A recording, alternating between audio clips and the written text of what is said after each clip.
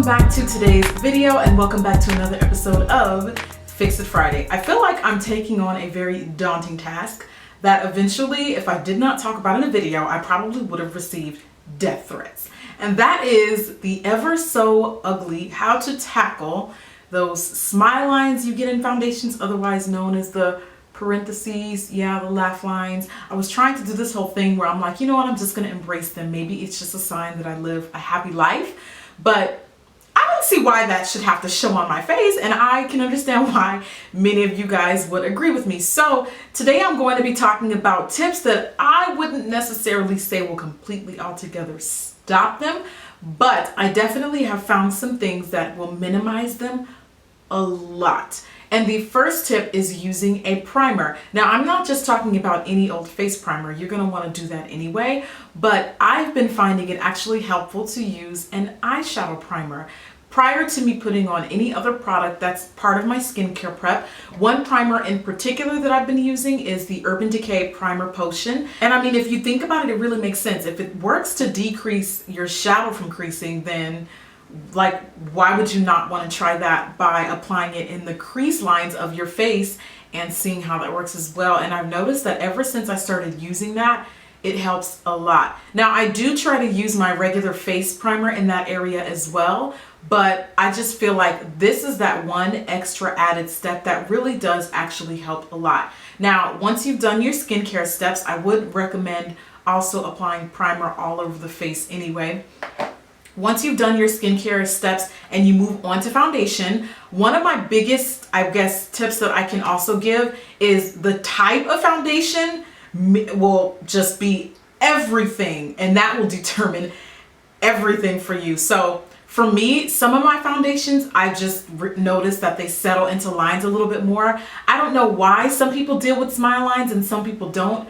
I definitely get them, and I notice them even more so depending on the foundation that I use. So I'll give you the perfect example. The NARS All Day Luminous Weightless is like a line magnet. It loves settling into every little crevice in my face. I just notice it's just like, ugh. I just don't like the way it looks, how it settles in lines. I feel like anything that's kind of like a dewy finish that kind of will move around on the face just does not work well with that skin type if you're dealing with that issue. So I would say stick to foundations that have more of a drying matte, I shouldn't say drying, but more of a mattifying finish. Something that is going to, you can put it on, it's going to stay placed, it's not going to move around. That just has been like the key to all of my problems. One of my favorite, well, I have quite a few different favorite matte foundations because my skin type is oily, so I'm always looking for something that I can apply. It's gonna stay put, it's not gonna move around.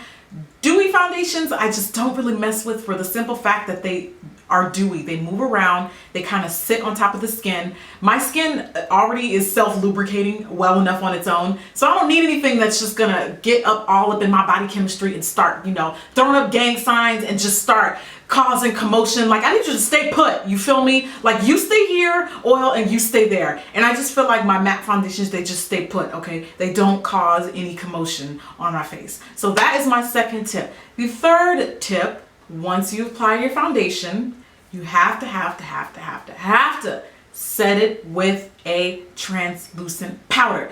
This is me demonstrating using the Sasha. Actually, Sasha, I don't know if I've formally told you guys this or not, but Sasha Buttercup now comes in pressed powder form, and I'm not typically a fan of pressed powders. However, because it's translucent, a lot of people think that you're not supposed to apply liquid and then powder and then liquid again, but this technique works because this is a translucent powder, so it's fairly light on the skin. It's still somewhat kind of movable. It's not going to like be applied on the face and just stay put to where you can't kind of manipulate it a little bit.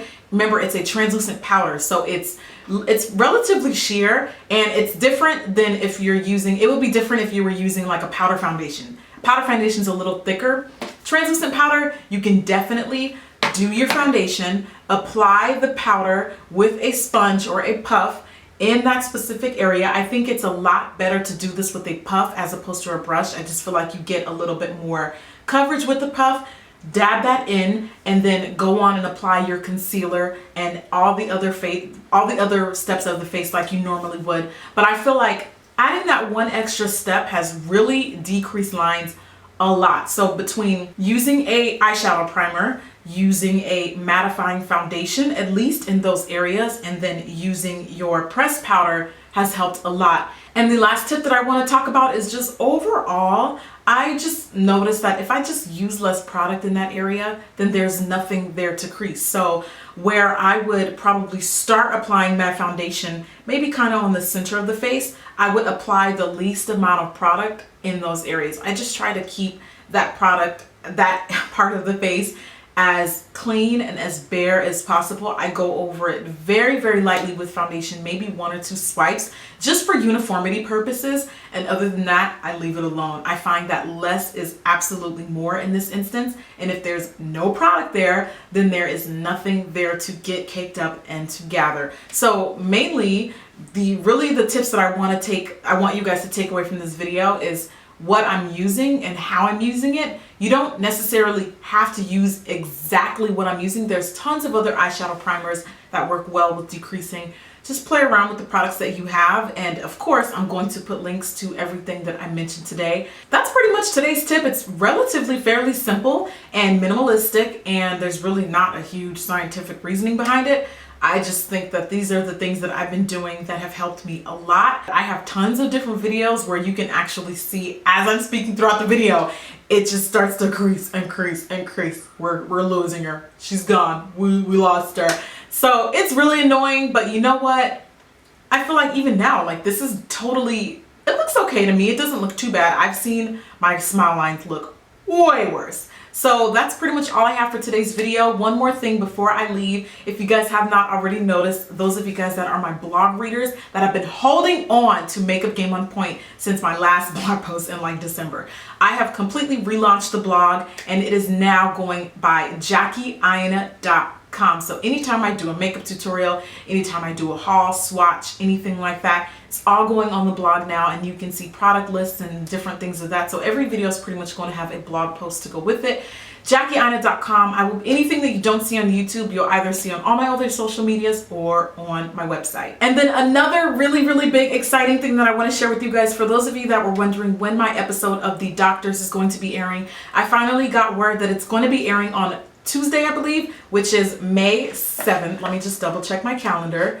That is, oh, Thursday. Just kidding. Wait, no. Yeah, Thursday, May 7th is when my episode of The Doctors is going to be airing. I'm going to be talking about my breast milk beauty remedies that caused a bit of a stir on the internet. It was filmed a couple weeks ago and it's finally airing next week. I have no clue what channel that's on because I don't even have a TV, so you have to check your local listings for all that.